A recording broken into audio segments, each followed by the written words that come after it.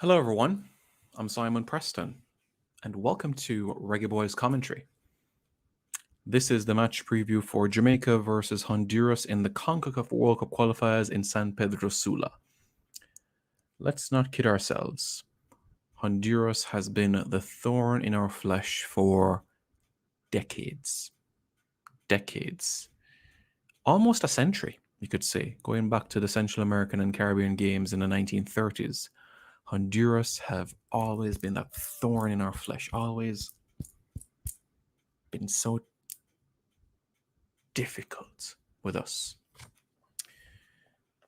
And the last three times that we went to Costa Rica, not Costa Rica, but Honduras in World Cup qualifying, we've lost our managers.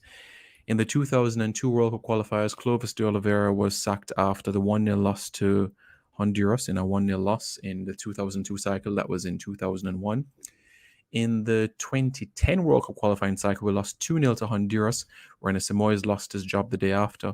And in the 2014 World Cup qualifying cycle, Theodore Tapa Whitmore lost his job after a 2-0 loss to Honduras. That was the same game where Adrian Mariappa had that kung fu tackle and he got a red card in that game. So in World Cup qualifying in Honduras, it has been difficult, extremely difficult. And we're going to have to do something that we've never done before in Honduras in World Cup qualifying. Well, we haven't done in the 21st century at least. And that is score. Score a goal in Honduras in World Cup qualifying. So that is something that we're going to have to do. But as we know, football is not played on this. It's not. It's played out there on the field. And guess what? This Honduras team is beatable. No Carlos Pavon. No David Suazo. No Minor Figueroa. Especially because of his red card situation against the Mexicans. No Julio César de Leon. No Danilo Turusios. No Noel Valladares. No Milton Nunes. No Amado Guevara. No Jerry Bengston. No Wilson Palacios. No Jerry Palacios. No Johnny Palacios. This Honduras team does not have the edge that they did in the past. This is a period of transition for them. It doesn't mean that they don't have quality players. They do have players that can create havoc. But there is a reason. There is a reason why they've only won 2 games this calendar year. Grenada 4-0 and Panama 3-2. Apart from that, they've lost games and they've drawn games. They haven't won a game in the final round of World Cup qualifying, and I expect that streak to continue. They do have quality. Andy Nahar, who at DC United, he went overseas for some time. I believe at Anderlecht at Belgium. They do have Rigoberto Rivas, who is playing his football in Italy. They do have Albert Ellis, who is at Bordeaux. Jose Pinto at Olympia. They do have Boniek Garcia, a veteran at 37.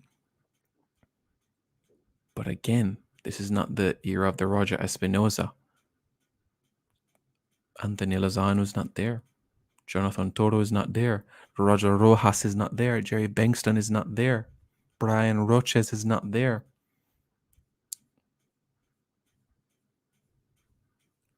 Emilio Izaguirre is not there either. The persons that played a massive impact are not there. Carlo Costly is not there. Nicolas Suazo is not there. Saul Martinez is not there. Eduardo Bennett is not there.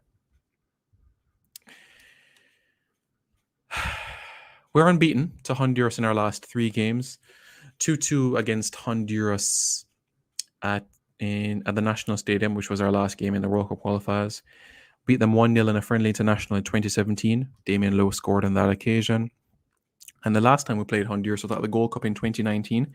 That was our first time that we're hosting a match in the Gold Cup. We beat them 3-2 goals, a brace from Deva Orgil and the other from Damian Lowe. So Damian Lowe has 2 goals in 2 games against Honduras. Let's make it 3-3, shall we? So it'd be good to see him extend that sort of record against Honduras. His father scored goals against Honduras, so it'd be nice to see Damian Lowe continue that sort of vein. So hopefully that's something that we can continue. If Damian Lowe scores against Honduras moving forward, we're going to change his name from head of state to Mr. Honduras. That is exactly what we're going to do. Our record against the Honduran team, dating back to the 1930s, 8 wins, 5 draws, and 12 losses. That is the record. So, yeah. How would I line up? Not what Coach Whitmore would line up, but how would I line up the team against the Honduras team? Well, I'm going to show you exactly how I would line up against the Honduran team. Going with a 4-2-3-1, you could say, in a sense. So I've gone with Andre Blake in net. No disputes there where that is concerned. Damian Lowe comes back in after his yellow card suspension against the Canadians. So Damian Lowe and Adrian Mariappa in central defense. Left back, Kemar Taxi Lawrence, veteran, has to continue there. Right back, I know that O'Neill Fisher had arguably the best game in Jamaican colours of his life, but I've gone with his opportunity. This is his chance. And I do believe that he can hold over whatever Honduras has to offer on that left-hand side. In front of him, I've gone with Anthony Grant and Devon Speedy Williams. I like the tandem that they've formed from the Mexico game. Grant will do some of the dirty work. Speedy can collect and move and send it to the front four. Tyreek McGee. I've gone with Dexter Daps, Bobby Reed on the left, Andre Gray on the right. Gray will assist McGee if necessary in the collecting of the ball, and more so work this side as well. Start the high press.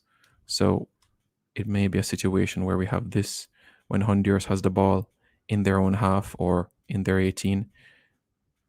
Williams might step up a bit. Grant will sit.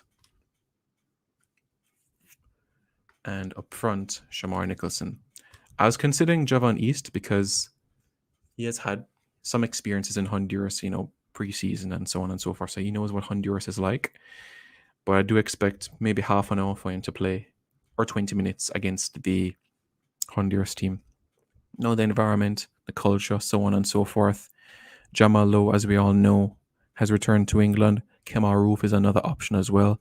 But East, for him, this is his last opportunity. For him, he has to shine. He has to shine. Yep, and no Javon Watson for me. Back-to-back 90 minutes under his belt. Can he handle a third in 6 days? I don't think so. But let me reiterate this, guys. Honduras is beatable. Just like any team in this region. But let me put it this way.